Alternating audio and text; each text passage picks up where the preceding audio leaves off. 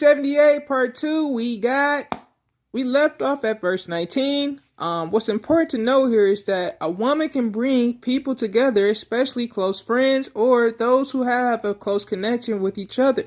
In this scenario, and Hadad found much favor in the eyes of Pharaoh, so that he gave him as wife the sister of his own wife, the sister of sovereigness Tahpenes. And the sister of Tahpenes bore him Gunabath, his son, whom Tahpenes weaned in Pharaoh's house. And Gunabath was in the house of Pharaoh among the sons of Pharaoh. This is highly important. Although they're non-believers, look how much care they have between each other. Does this sound like something good to do?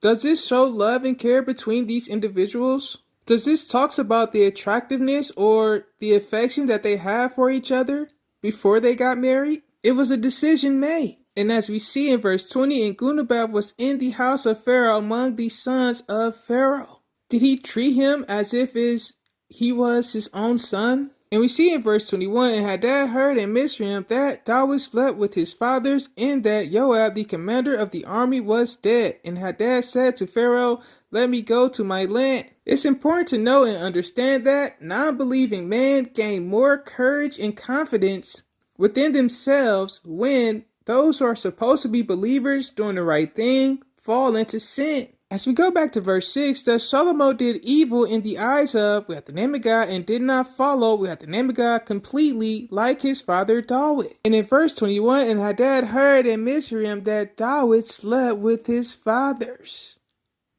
Let me go to my land.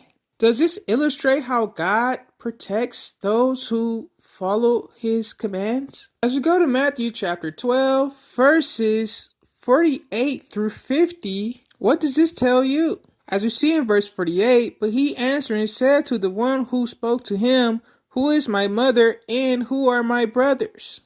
And in verse 50, for whoever does the desire of my Father who is in the heavens is my brother and sister and mother. A good question for you is, why isn't Father not mentioned?